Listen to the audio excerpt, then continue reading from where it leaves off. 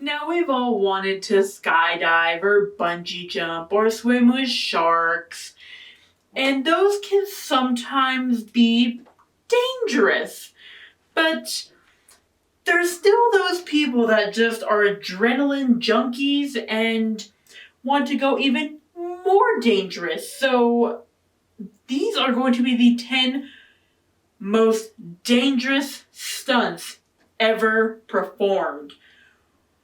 I am going to be freaking out during this video. I already know I am. My hands, I can already feel already sweating. I can already feel them starting to sweat because thumbnail is freaking me out, and it freaks me out too much. Is that bad? I don't know. But with that being said, I guess we're gonna get into this terrifying video together. So let's go. Oh my god. Whoa. Oh my god. Hello and welcome back to some more Sidemen reaction. We're reacting to the 10 most dangerous stunts ever performed. Like Harry's one when he jumped on the car and he broke his neck. Or when your boy Vic Star decided to do a little jump. Oh yeah, that wasn't that was a proper stunt, that was. That's the same stunt turned dangerous. He flew. I just ordered Nando's, by the way. As always. Yep. I'm not gonna lie, I'm absolutely starving. I might join you in ordering something. You know what I've been going for recently? The Great Imitator wrap. I'm getting the vegan sick. one. Yeah. But the pitter version's better. But they stopped doing the pitter version. Bit of nonsense. I know it's pitter. Oh, this sounds epic. Big time, man. Many of us would be utterly terrified at the thought of even attempting to skydive. Have you skydived? No. So, Where did you skydive, Vic? Corsica, island off Spain. I was with some French that dude for who didn't Just speak Cause? English. Yeah, it was for Just Cause. I jumped out with some French guy. He didn't speak English. I was like, "Are we good to go?" He's like, "Yes, go fast. We go." Alright.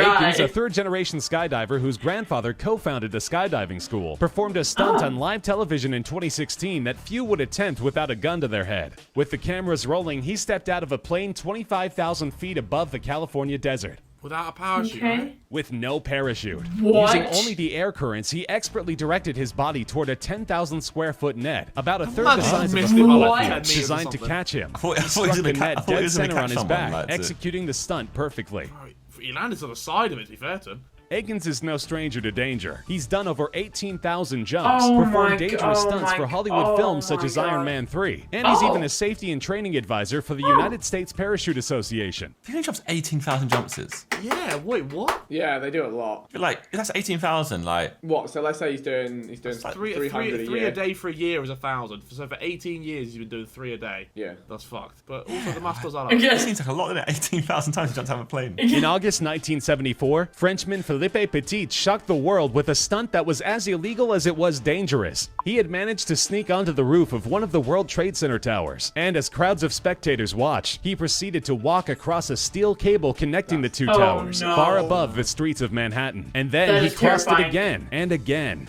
Before the police were able to coax him down, Petit had crossed the cable no fewer than 8 times. Jesus! He had played to the crowds by dancing, laying down on the wire, Right. and saluting them from a kneeling position. What? Oh the event my generated God. a ton of publicity for the Twin Towers, and authorities were quick to drop trespassing charges in exchange for a free aerial performance in a city park.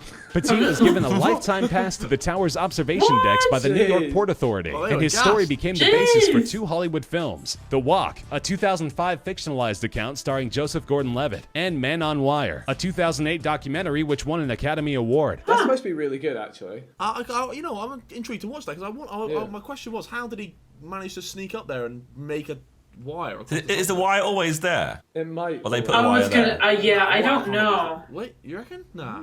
I don't know. Can we snuck up there? You have Unless, to do it like, like he, twice, right? You have to go to one side and the other one. Like, You'd have to like throw it. talk to one of across like and the people that's work. working on the In building. 2008, or, motorcycle daredevil Robbie Madison broke the You never Guinness know. World Record when he People make completed a connections. 322-foot jump. But that was just his warm-up act. Jesus A year to Christ. the day later, he would perform a stunt on national television that seemed impossible, and one that even he acknowledged he was lucky to walk away from. As the crowd cheered him on, he raced down a specially built ramp and launched his motorcycle 120 feet, landing squarely atop the 96-foot-high, 40-foot-wide Arc de Triomphe. But he wasn't done. He then dropped himself and his bike 50 feet onto a waiting ramp.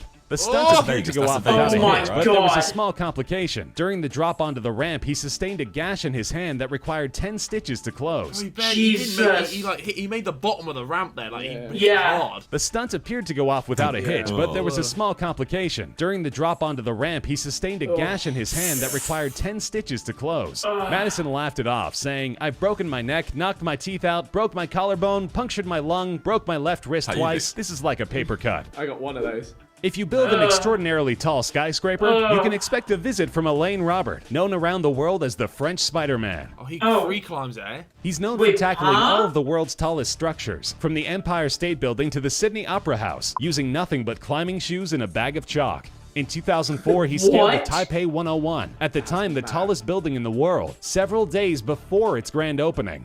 Then, when Dubai's Burj Khalifa was built, it's the insane skyscraper featured in the film Mission Impossible Ghost Protocol. Robert didn't let it go unscaled for long. He completed the climb of over 2,700 feet up the tower's face in 2011. It's one of his only climbs during which he had to use additional equipment, but only because of the spire at the tower's top, which would have been impossible to complete freehand. I don't understand, bro. So he just climbs the glass. Yeah, he just gets his hands in like little grooves of glass, doesn't he? It's mental. Oh, Jesus. The climb took 6 hours to complete, and the new tallest building on Earth had Fuck been conquered. that, man. But of Look at course, that. Robert didn't stop there. In the years since, he's ascended 9 more skyscrapers, and the 54-year-old doesn't seem to want to stop anytime soon.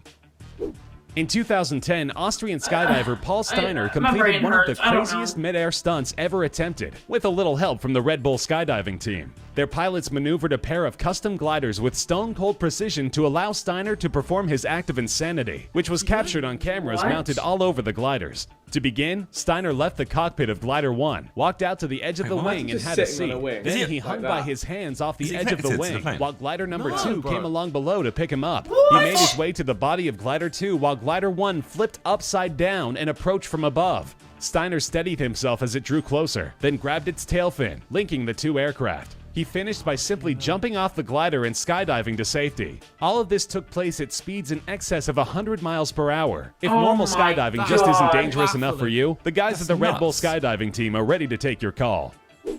Jeb Corliss is perhaps the premier wingsuit pilot in all the world. He considers it his full-time job, as it's too dangerous to do just for fun. That's where he died. Don't know. And some of his jumps have truly pushed the envelope. In 2011, he glided through a 100-foot wide arch in the middle of China's Tiananmen Mountain, the sort of stunt practically nobody but Corliss would even think of attempting. But he suffered a setback in 2012 during a jump at Table Mountain in South Africa, as his foot clipped a rock and sent him crashing into the face of the mountain. The incident left him with 2 broken legs and a torn ACL, but didn't stop him from attempting by far the most dangerous jump of his career just over a year later. In October 2013, during a break in intermittently bad weather, he piloted his wingsuit through a crevice in China's 875-foot Langshan Mountain. This crevice is only 60 feet wide at the top and 15 feet wide at the bottom, but Corliss managed to thread the needle and complete the stunt, an event captured in the short film The Flying Dagger. He called the stunt the most terrifying thing he had ever done, with the memory of the Table Mountain incident still fresh in his mind, and said that he would refuse $10 million to do it again. Hollywood legend Burt Reynolds once said of stuntman Dar Robinson, "In terms of sheer courage, Dar had no peer." He knew what he was talking about. For a scene in Reynolds' 1981 thriller Sharky's Machine, Robinson had completed a 220-foot freefall drop onto an air mattress, a new world record. But the record wouldn't stand, because Robinson couldn't stop topping himself. Since the construction of Canada's 1,170-foot CN Tower, jumps have been performed from it only twice, both times by Dar Robinson. He did it once for the American TV show That's Incredible, and again for the climax of a forgettable Canadian thriller called High Point. He jumps from this height onto an airbag. Yeah. From that height. Yeah. For the climax of a forgettable Even that, Canadian thriller surely called you're- High like, Point, you're for which he was paid a Well, whopping if you land the right way, $150,000. you're fine. It was a 700-foot freefall that relied on a hidden parachute being deployed at the last possible minute, and it went off without a hitch. Robinson would go on to bring his brand of insanity to films such as William Friedkin's To Live and Die in L.A. Wait, so it's a free fall with Nah, there's something on him. a wire on him there? Yeah, he wasn't had a there? wire on I it. guess that's though. probably to keep him going in a straight line. Robbie Knievel's last name is synonymous with high-flying daredevilry, and we'll be discussing his famous father shortly. But Robbie has earned his reputation as one of the greatest daredevils of all time, not because of his name, but because, like the daredevil of the comic books, he is truly a man without fear. His crowning achievement came in 1999, when he broke his own world record by completing an astounding motorcycle jump of just over 228 feet. This is impressive enough, but the consequences for failing this jump would have been a bit more severe than normal. The jump was completed across a portion of the Grand Canyon, and if he hadn't stuck the landing, he could have plummeted 2,500 feet into the gorge below. But stick it he did, with room to spare. Robbie made the jump on an ordinary 500cc motorcycle, unlike the most famous jump ever performed by his father, which required slightly more specialized hardware.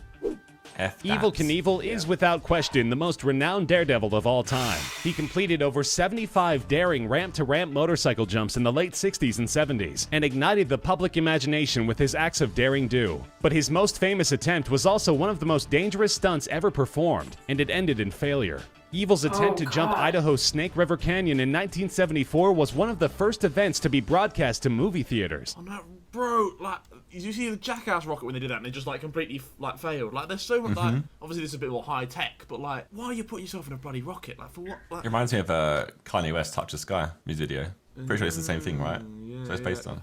But He used a specially designed rocket-powered cycle called the Sky Cycle X2, which was really more rocket than cycle, and which would take off nearly vertically before hopefully landing on the other side of the canyon. Yeah, but While how the does it craft land? did clear the entire distance, Evel's parachute deployed prematurely, causing prevailing winds to push it back into the mouth of the canyon before it could reach the other side. The craft landed at the bottom of the canyon only a few feet away from a body of water, which Evel had been lucky to avoid, as he likely would have drowned if he had landed in it. He walked away it. from the failed stunt unharmed, and many daredevils in the years since, including Robbie, have expressed interest in recreating the jump successfully. In 2016, one finally did. What? Professional stuntman Eddie Braun had idolized Evel Knievel as a boy, and his September 2016 act of homage to his hero may very well be the most dangerous stunt ever performed. Oh my god. Using a custom-built rocket nearly identical to the X2 called Evil Spirit, Braun launched himself 1,400 feet across Snake River Canyon at speeds of over 400 miles per hour. This time, the parachute deployment happened right on cue, and Braun landed safely on the other side.